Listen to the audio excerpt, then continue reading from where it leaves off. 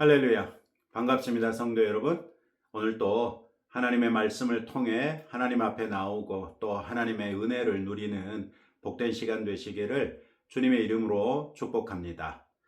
오늘 우리가 함께 묵상하는 하나님의 말씀은 학개서 2장 10절부터 23절까지 말씀입니다. 오늘의 성경은 성전 재건에 나선 이스라엘 백성에게 학개를 통해 주신 세 번째와 네 번째 말씀을 소개합니다. 10절부터 19절은 학개를 통해 주신 하나님의 세 번째 말씀이시고 20절부터 23절은 세 번째 말씀과 같은 날 주신 네 번째 말씀입니다. 세 번째 말씀은 학개를 통해 제사장에게 질문하시고 네 번째 말씀은 총독 스룹바벨에게 하나님의 손에 인장반지가 될 것이다 라고 약속하십니다. 오늘의 성경이 소개하고 있는 사건은 주전 520년 아홉째 달 24일에 있었던 일입니다.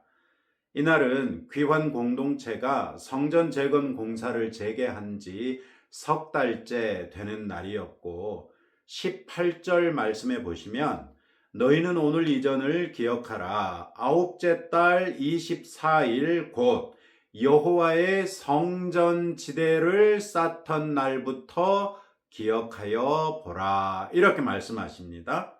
바로 이날에 아홉째 달 24일에 성전 지대를 쌓았다는 것이죠.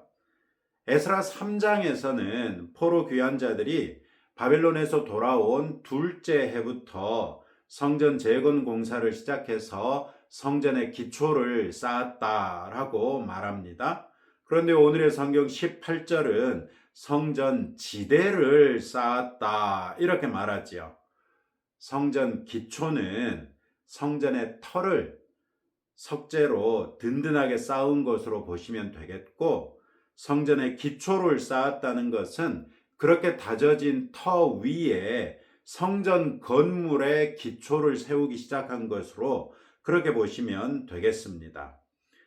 그러면 주전 520년 여섯째 달 24일에 성전 재건 공사를 재개했는데 이때부터 약 석 달 동안은 16년 동안이나 방치됐던 성전 터를 보수하고 본격적인 공사를 위한 준비를 위한 기간이었고, 이제 그런 준비가 끝나서 아홉째 달 24일부터 성전 건물 자체를 건축하기 시작한 것으로 그렇게 보시면 되겠습니다.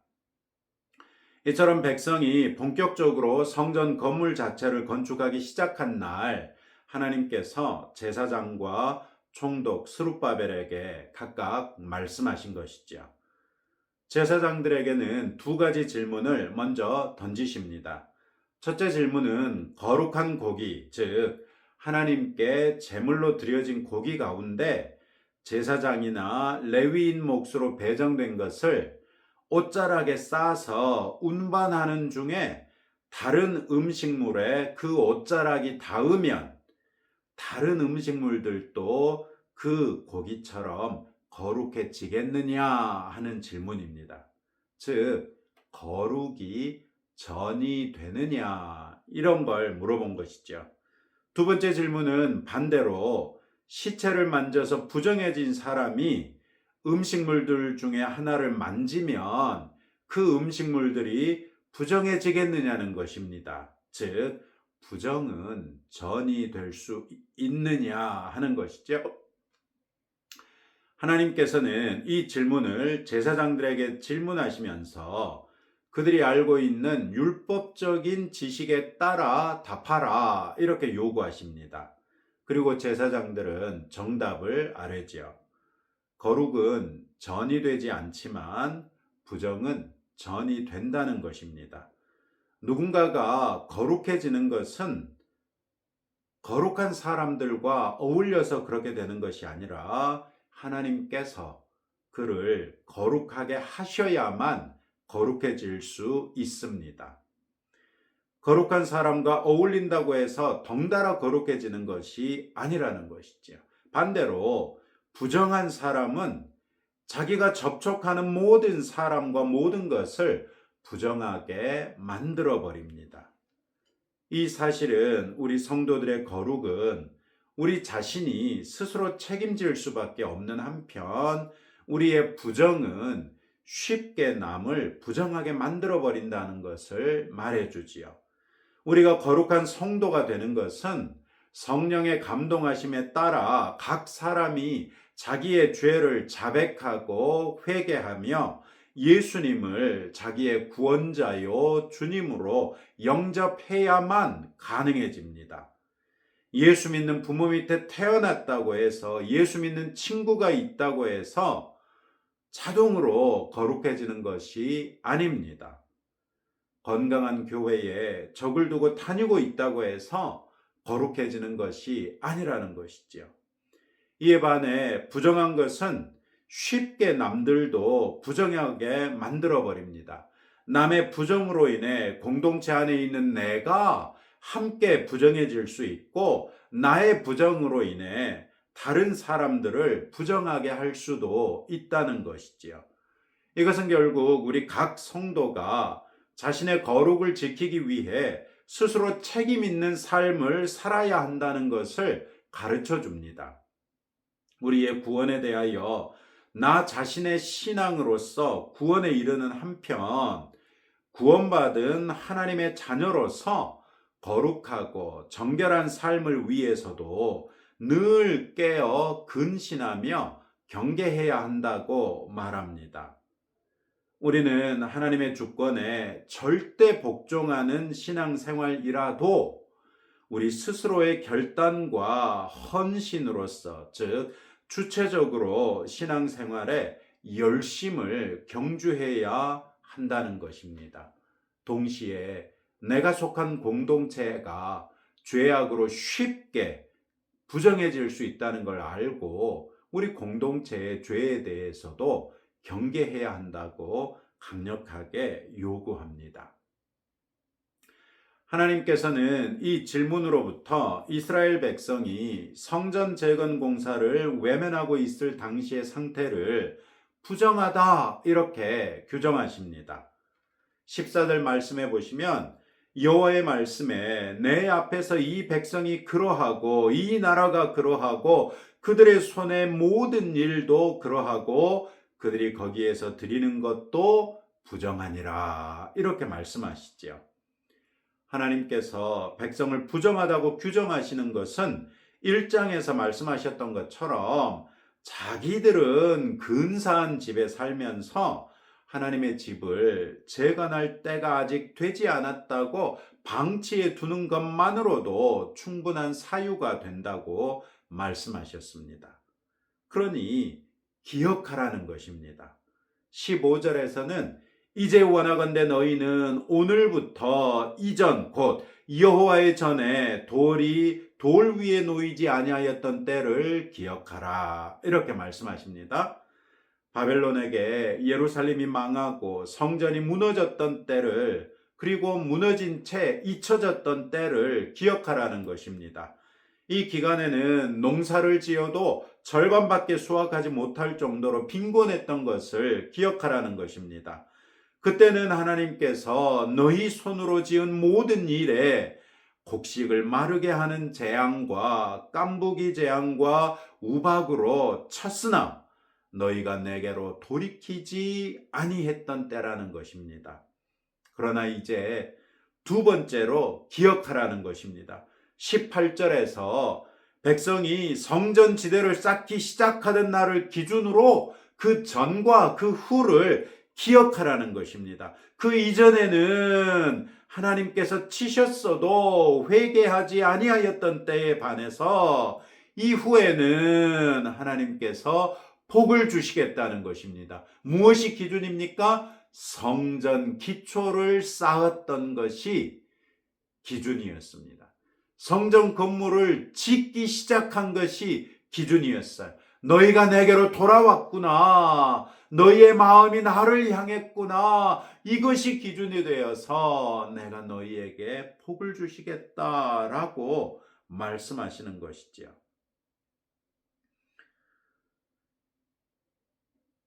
바로 그 기준이 되는 날을 잊지 말고 기억하라는 것이죠. 그래서 하나님을 찾고 하나님의 영광을 위하여 헌신함으로써 항상 하나님께 복받는 백성으로 살아라, 이렇게 말씀하십니다. 하나님께서는 제사장들에게 이제부터는 복 주시겠다고 선포하신 후에 바로 이어서 스룹바벨에게 주시는 말씀을 또한 선포하시죠. 23절에서 그날에 내가 너를 세우고 너를 인장으로 삼으리니, 도장으로 삼겠다는 말씀이에요. 이는 내가 너를 택하였음이니라, 만군의 여호와의 말이니라. 이 말씀을 들은 스룹바벨은 다윗 왕의 정통성을 잇는 왕족으로서 하나님께서 자기 할아버지 여호야긴 왕에게 하셨던 저주를 기억할 수밖에 없었을 것입니다. 예레미야서 22장 24절 25절에서 하나님께서는 여호야긴 왕에 대하여 나의 삶으로 맹세하노니, 유다 왕 여호야김의 아들 고니야가 여호야긴이거든요. 나의 오른손에 인장 반지라 할지라도 내가 빼어 내 생명을 찾는 자의 손과 내가 두려워하는 자의 손, 곧 바벨론의 왕 느부갓네살의 손과 갈대아인의 손에 줄 것이라, 이렇게 말씀하신 적이 있습니다. 자기 할아버지 손가락에서는 왕의 인장 반지를 빼가지고 느부갓네살에게 주겠다고 하셨는데, 이제 자기를 하나님의 손가락에 인장 반지가 되게 하시겠다고 말씀하시죠. 이것은 본질적으로 10장부터 19절에서 살폈던 세 번째 메시지와 동일한 메시지를 서로 다른 대상에게 말씀하시는 것입니다. 백성에게는 복 주시겠다고 선언하시고, 스룹바벨에게는 다윗의 나라를 다시 세우시겠다고 약속하시는 것입니다. 그런데 이 두 가지가 본질적으로 똑같은 것이죠. 스룹바벨에게 말씀하신 것처럼 다윗의 나라가 다시 세워지기 위해서는 1장 7절부터 9절에서 말씀하셨던 것처럼, 또 오늘의 성경 21절부터 22절에서 말씀하시는 것처럼 당시 유다를 정복하고 있던 페르시아 제국이 망하지 않고서는 유다가 독립할 수 없는 것이지요.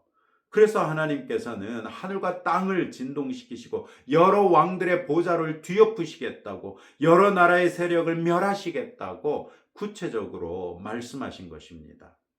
그리고 그런 일들은 각각 동료의 칼에 엎드러지게 하시겠다고 말씀하십니다. 그리고 실제로 인류 역사 안에서 칼로 흥한 자는 동료로 할 수 있는 칼로 일어서고자 하는 사람들에 의해서 망했습니다. 하나님께서 특히 스룹바벨에게 하신 말씀은 종말론적인 언급이라는 것을 알 수 있습니다. 23절에 보시면 그날에라는 종말의 때를 언급하는 표현이 들어가 있습니다. 궁극적인 다윗의 나라의 성취를 말씀하신 것이며, 이는 예수님이 오심으로써 이 땅에 하나님의 나라가 세워지고 다윗의 자손 예수님이 그 나라의 영원한 왕이 되심으로써 성취됐죠. 그리고 세상 모든 나라는 이 하나님의 나라를 대적하여 세워졌다가 망하기를 이어갈 것입니다. 그들은 계속해서 자기 동료의 칼에 엎드러지기를 주님이 재림하시는 그날까지 반복할 것입니다. 그러나 그뿐이죠. 주님이 재림하셔서 세상을 심판하실 때 그들은 영벌에 처해질 것이지만, 하나님의 나라는 그때야 비로소 완전한 상태에 돌입하여 영원히 변함없는 나라가 될 것이죠. 스룹바벨에 대한 약속을 통해 우리는 하나님께서 언약에 신실하시기 때문에 약속을 이루시되 완전하게 이루시는 하나님이시라는 걸 알 수 있습니다. 성경은 하나님의 언약적 약속의 성취의 기록이라고 해도 무방하지요. 구약 성경에도 수많은 약속과 성취에 대한 기록이 있고, 신약 성경은 그 자체가 구약 성경의 완성이지요. 하나님의 약속은 아무리 사소한 것이라도 하나님의 열심으로써 반드시 이루어질 것이고, 그 최종적이고 궁극적인 완전한 성취는 예수님의 재림으로써 이루어질 하나님의 나라에서 발견될 수 있을 것입니다. 종말의 때가 오기 전에는 불완전한 성취라고 할지라도 하나님의 약속이 이루어진 것이라는 데는 부인할 수 없지요.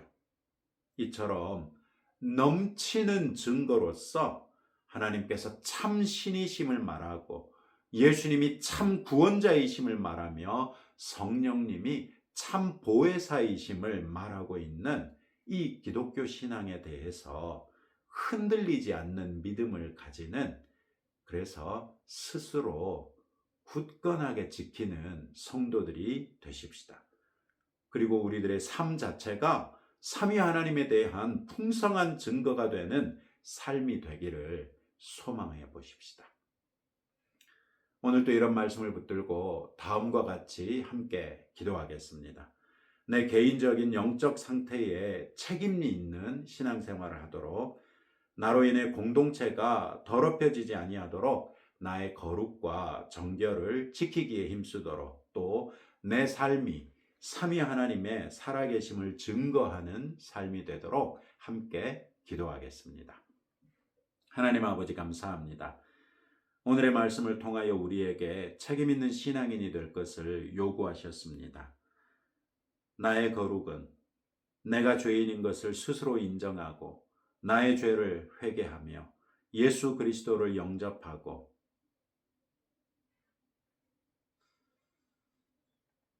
하나님의 은혜로서만 내가 거룩한 사람이 될 수 있다는 것을 배웠습니다. 이처럼 나의 개인적인 영적 상태에 책임 있는 신앙인이 되게 하시고, 나로 인하여 내가 속한 공동체가 더럽혀지지 아니하도록 나의 거룩과 정결을 지키기 위하여 마땅히 힘쓰는 주의 자녀 되게 하옵소서. 또한 내 삶이 삼위 하나님의 살아계심을 증거하는 삶이 되기를 소망하오매, 주여 우리에게 믿음을 더하여 주옵소서. 예수님 이름으로 기도합니다. 아멘. 오늘 주신 말씀을 붙들고 우리의 삶이 하나님의 살아계심의 증거가 되는 복된 날 되시기를 주님의 이름으로 축복합니다.